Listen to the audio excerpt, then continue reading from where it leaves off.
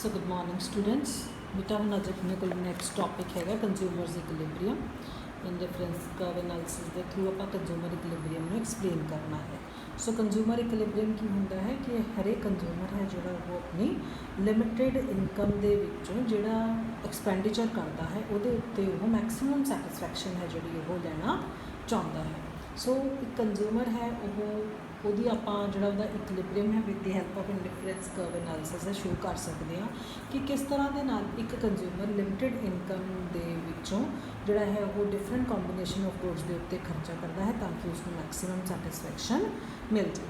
ਸੋ ਜਦੋਂ ਇੱਕ ਕੰਜ਼ਿਊਮਰ ਨੂੰ ਮੈਕਸਿਮਮ ਸੈਟਿਸਫੈਕਸ਼ਨ ਮਿਲਦੀ ਹੈ ਲਿਮਿਟਡ ਇਨਕਮ ਦੇ ਵਿੱਚੋਂ ਤਾਂ ਅਸੀਂ ਕਹਿ ਸਕਦੇ ਹਾਂ ਕਿ ਕੰਜ਼ਿਊਮਰ ਇਕਲਿਬਰੀਅਮ ਦੇ ਵਿੱਚ ਹੈ। ਸੋ ਇਕਲਿਬਰੀਅਮ ਹੈ ਕਿ it refers to a situation in ਵਿਚ a consumer with given income and given prices ਇਹ ਜਿਹਾ combination of goods and services purchase ਕਰਦਾ ਹੈ ਕਿ ਉਸਨੂੰ ਮੈਕਸਿਮਮ ਸੈਟਿਸਫੈਕਸ਼ਨ ਮਿਲੇ ਅਤੇ ਉਹ ਆਪਣੇ ਇਸ ਫਾਰਮੈਟ ਦੇ ਵਿੱਚ ਕੋਈ ਵੀ ਚੇਂਜ ਕਰਨੀ ਨਹੀਂ ਚਾਹੁੰਦਾ। ਐਗਜ਼ਾਮਪਸ਼ਨਸ ਕੀ ਨੇ? ਫਸਟ ਐਗਜ਼ਾਮਪਸ਼ਨ ਹੈ ਬੇਟਾ ਪ੍ਰਾਈਸਿਸ ਨੇ ਜਿਹੜੀਆਂ ਗੁੱਡਸ ਦੀਆਂ ਇਹ ਕੌਨਸਟੈਂਟ ਰਹਿਣਗੀਆਂ। ਸੈਕਿੰਡ ਹੈ ਕੰਜ਼ਿਊਮਰ ਦੀ ਜਿਹੜੀ ਇਨਕਮ ਹੈ ਉਹ ਵੀ ਕੌਨਸਟੈਂਟ ਹੋਊਗੀ। ਕੰਜ਼ਿਊਮਰ ਨੂੰ ਸਾਰੀਆਂ ਚੀਜ਼ਾਂ ਦੇ ਜਿਹੜੇ ਪ੍ਰਾਈਸਿਸ ਨੇ ਉਹਨਾਂ ਬਾਰੇ ਪਤਾ ਹੈ। ਕੰਜ਼ਿਊਮਰ ਆਪਣੀ ਇਨਕਮ ਨੂੰ ਸਮਾਲ ਕੁਆਂਟੀਟੀਜ਼ ਦੇ ਉੱਤੇ ਸਪੈਂਡ ਕਰਨ ਵਾਸਤੇ ਤਿਆਰ ਹੁੰਦਾ ਹੈ ਜਾਂ ਕਰ ਸਕਦਾ ਹੈ।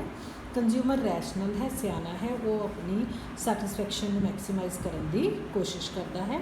ਕੰਜ਼ਿਊਮਰ ਨੂੰ ਇੰਡੀਫਰੈਂਸ ਮੈਪ ਦਾ ਮਤਲਬ ਹੁੰਦਾ ਹੈ ਉਹਨੂੰ ਸਾਰੀਆਂ ਇੰਡੀਫਰੈਂਸ ਕਰਵਸ ਦੀ ਫੁੱਲ ਨੌਲੇਜ ਹੁੰਦੀ ਹੈ, ਪਰਫੈਕਟ ਕੰਪਿਊਟੇਸ਼ਨ ਅਵੇਲੇਬਲ ਹੈ ਅਤੇ ਗੁੱਡਸ ਨੇ ਜਿਹੜੀਆਂ ਉਹ ਡਿਵਿਜ਼ੀਬਲ ਨੇ।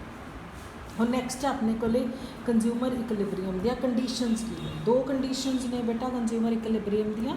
ਕਟਸਾਈਨਸ ਨੇ ਜਿਹੜੀਆਂ ਕੰਡੀਸ਼ਨਸ ਦਿੱਤੀਆਂ ਸੀ। ਫਸਟ ਕੰਡੀਸ਼ਨ ਹੈ ਪ੍ਰਾਈਸ ਲਾਈਨ ਹੈ ਜਿਹੜੀ ਉਹ ਇੰਡੀਫਰੈਂਸ ਕਰਵ ਨੂੰ ਟੈਂਜੈਂਟ ਹੋਣੀ ਚਾਹੀਦੀ ਹੈ।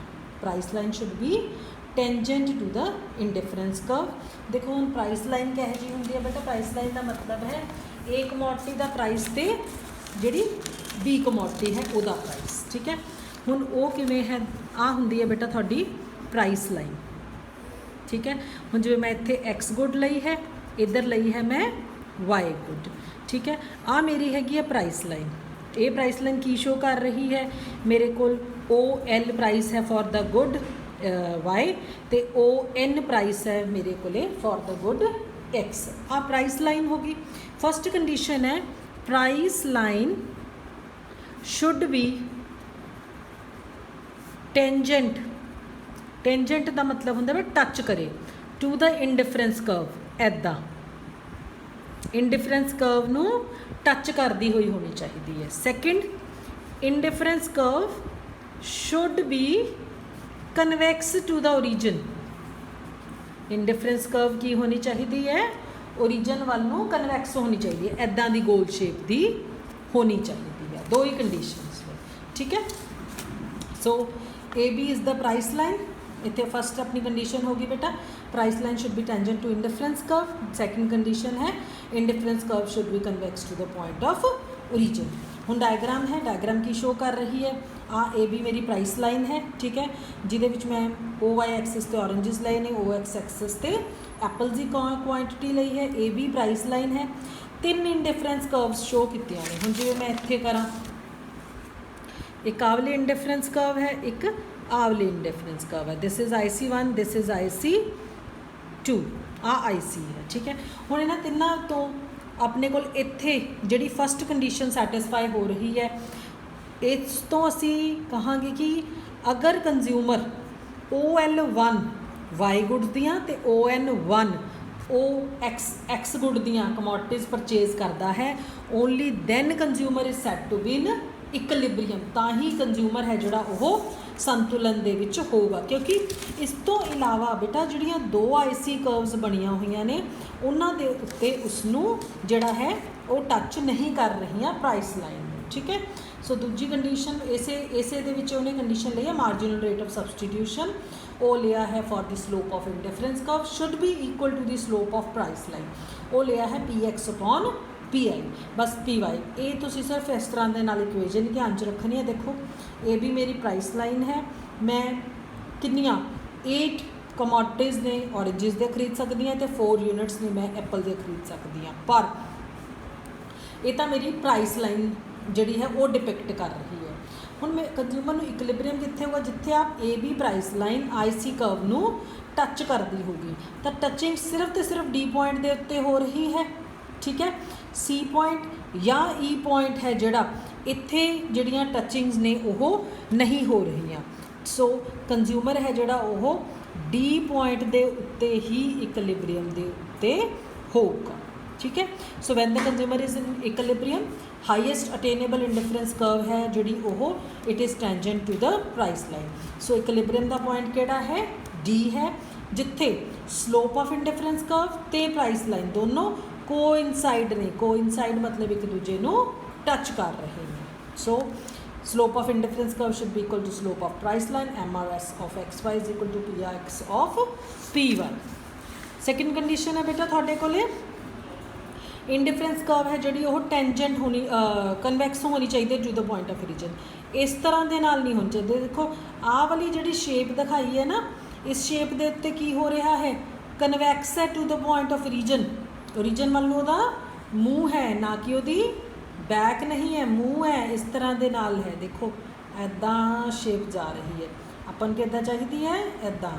ठीक है, सो कन्वैक्स होनी चाहिए, जिथे कन्वैक्स होगी तो टच करूगी, that will be the point of equilibrium. So साडे कोल इक्विलिब्रियम का बच्चा दो सिचुएशनस ने, दो कंडीशनस ने। First is what, indifference curve should be tangent to the price line, price line should be tangent to the indifference curve, and जी थोड़ी इंडिफरेंस कर्व है it should be convex to the point of origin. ठीक है, सो थोड़ा काम है इन्होंने दोनों कंडीशनस नूं बहुत चंगे तरीके दे नाल पढ़ना है। पूरा पैराग्राफ उपर दिता होया है, ये कुछ नहीं है कि जोड़ा पॉइंट ऑफ इक्विलिब्रियम के उत्ते इंडिफरेंस कर्व है कन्वैक्स होनी चाहिए पॉइंट ऑफ ओरिजिन नूं। इहदा मतलब marginal rate of substitution for X for Y diminish होना चाहिए है। जो पॉइंट ऑफ इक्विलिब्रियम के उत्ते इंडिफरेंस कर्व कनकेव होवे इदा, नॉट कन्वैक्स होवे ऐदा, then it will not be a position of permanent equilibrium.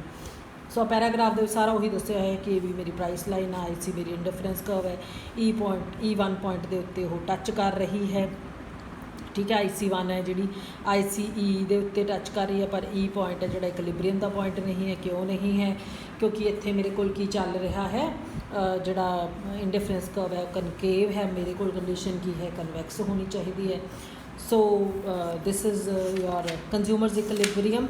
ठीक है, this is an important concept. सब तो पहले कंज्यूमर इक्विलिब्रियम का मीनिंग लिखोगे बेटा, फिर असम्पशनस लिखोगे, फिर इदा दो कंडीशनस, उस तो बाद इन्होंने दोनों कंडीशनस की एक्सप्लेनेशन करनी होगी। अज वास्ते थोड़े लिए ये बहुत है क्योंकि लिखन वाला काम ज़्यादा है। सो वीडियो में चंगे तरीके दे नाल बेटा सुनिया करो, be regular in watching the videos. जे तुसी वीडियोज़ नहीं सुनोगे मैं ग्रैजुअली हौली हौली बच्चों को ग्रुप के कट देना है। This is my constraint. जो मैं इन्ना जोर लगा के थोड़ा समझाने की कोशिश करती हाँ, तुसी उन्हें देखने की भी कोशिश नहीं करते, then it's very sorry state of affairs. So try to be regular, try to do your work regularly, otherwise I have to be more strict. ठीक है बेटा, सो प्रॉपर्टीज़ वाला क्वेश्चन भी तो यह सैकेंड क्वेश्चन, दो क्वेश्चन ने जोड़े ये लॉन्ग आ सकते हैं। ठीक है, तो ये हुण जो क्वेश्चन है बहुत छोटा बनता है लॉन्ग वास्ते, तो ये मैं थोड़ा दसूँगी कि ये पहला की है इंडिफरेंस कर्व दा मीनिंग एजम्पशनस ने वो लिख के, ठीक है, फिर तुसी कंज्यूमर इक्विलिब्रियम दा मीनिंग एजम्पशनस फिर शुरू करोगे, तो ही थोड़े को लॉन्ग क्वेश्चन है जोड़ा 6 पेजेस का हो पाऊगा। सो होपली बेटा तुसी जोड़ा है मेरी गल में सुनोगे और रिस्पॉन्ड करोगे। Many thanks for today, bye bye, have a nice time.